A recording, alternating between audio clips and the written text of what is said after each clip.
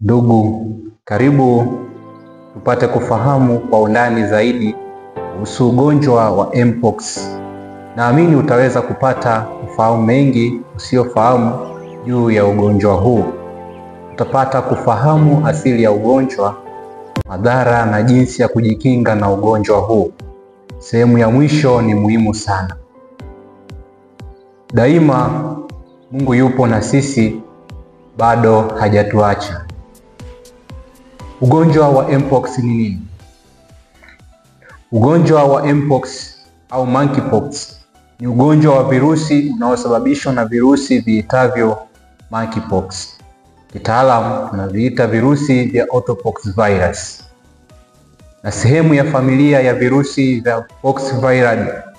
Huu ni ugonjwa unaotokea kwa nadra, lakini unaweza kuwa na madhara makubwa sana. Kitaalamu, virusi hivi vya mpox ni virusi vya RNA ambavyo hujiambatanisha katika seli za mwili, kisha hapo huongezeka kwa kutoa kopi zake katika seli. Vina uwezo wa kujificha kwenye seli za tezi na kidonda vya ngozi, na hivyo hutengeneza michirizi na maji ambayo sambaza virusi hivyo kwa wanyama na binadamu. Aidha, virusi vya mpox vina protini ya kinga ambavyo husaidia virusi hivyo kuepuka mfumo wa kinga ya mwili, na hivyo kuvifanya kuendelea kuishi mwilini kwa muda mrefu. Hebu tutazame asili ya ugonjwa wa mpox na chimbuko lake. Asili ya huu ugonjwa wa mpox inarudia kwa wanyama, hasa wanyama aina ya nyani na wanyama wa porini kama vile panyapori. Virusi hivi hupatikana zaidi katika maeneo ya Afrika na baadhi ya maeneo ya Asia. Mpox iliripotiwa kwa mara ya kwanza mnamo mwaka 1960 kuwepo kwenye maeneo ya Afrika Magharibi. Ugonjwa huu umeonekana kusambaa hasa katika nchi za Afrika Magharibi na kati, maeneo ya kitropiki, ingawa visa vingine viliripotiwa katika baadhi ya maeneo huko Ulaya na Amerika. Jinsi ugonjwa wa mpox unavyosambaa. Ugonjwa wa mpox huambukizwa kwa njia zifuatazo. Ya kwanza, kuambukizwa kupitia wanyama. Ugonjwa huu huweza kumpata mtu kwa kugusa wanyamapori au hata wanyama wafugwao ambao tayari wana vimelea vya ugonjwa huu. Ya pili, kuambukizwa kupitia binadamu. Unaweza kuambukizwa ugonjwa huu kupitia mgusano wa moja kwa moja na vidonda, mate au maji ya mwili wa mtu aliye na ugonjwa huu.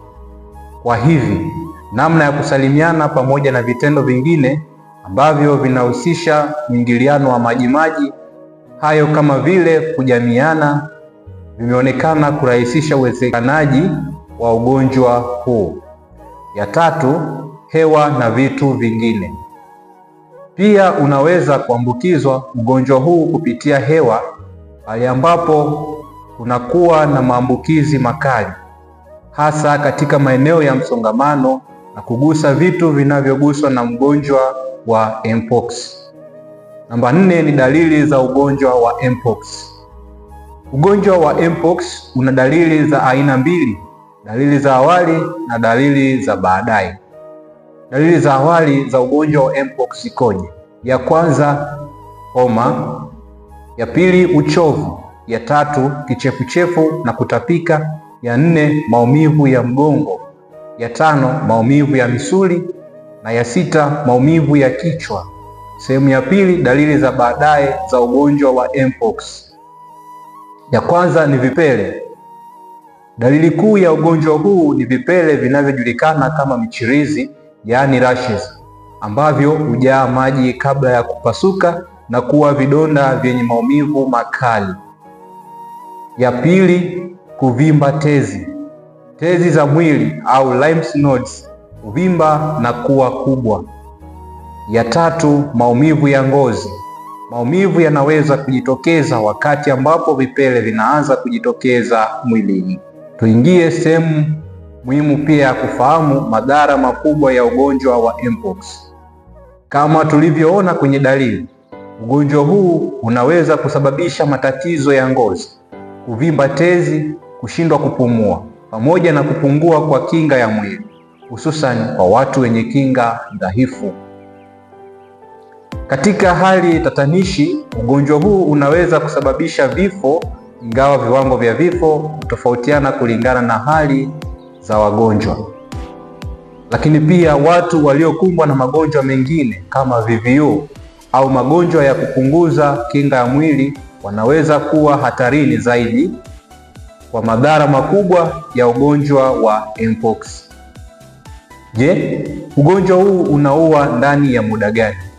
Na hili ndilo swali ambalo watu wengi wanapenda kujiuliza na kulifahamu. Katika hali ya dharura, watu wenye hali mbaya wanaweza kufa ndani ya siku 2 hadi 3. Aidha, kiwango cha vifo kipo chini ya 10% kwa watu walio na afya nzuri. Kwa watu hawa, ugonjwa wa mpox huchukua kati ya wiki 2 hadi 4 kupona kwa matibabu sahihi. Jinsi ya kujizuia dhidi ya ugonjwa wa mpox.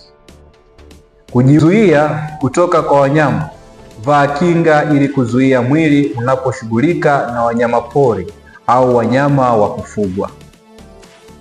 Kuepuka mgusano wa moja kwa moja na watu waliothibitishwa kuwa na ugonjwa huu. Kusafisha mikono mara kwa mara na kutumia gloves au mask wakati wa kumtunza mgonjwa aliyeambukizwa mpox. Turejee bustani ya Edeni. Hii ikiwa na maana ya kwamba tutumie mboga na matunda. Ingawa hakuna tiba ya asili iliyothibitishwa kisayansi kuwa na uwezo wa kubadili virusi hivi vya mpox, baadhi ya matunda na mboga vinaweza kusaidia kuimarisha kinga ya mwili na kupunguza madhara ya ugonjwa huu. Ifuatayo ni baadhi ya mimea hiyo, mboga na matunda. Lakini pamoja na yote, kuna tahadhari.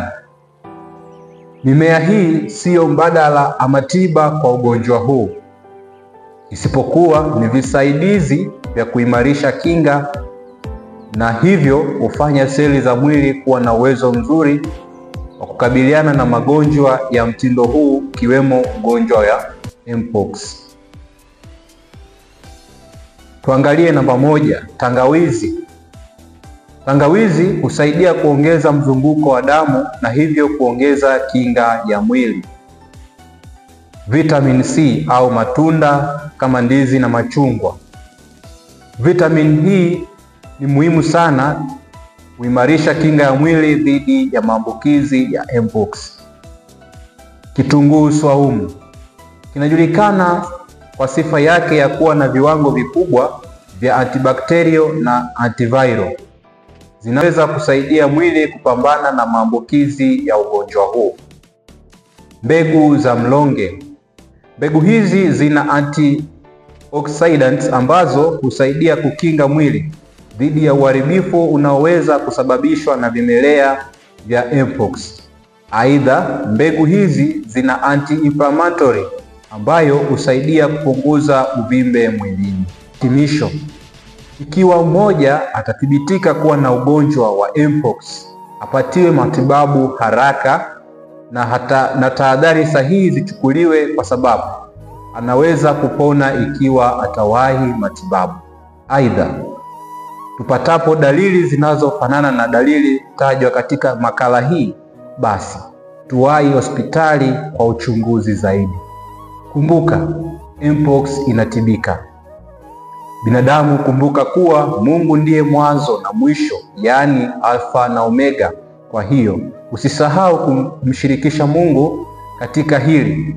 Lakini pia tutambue kuwa hofu iliyozidi ni hatari zaidi ya ugonjwa wenyewe.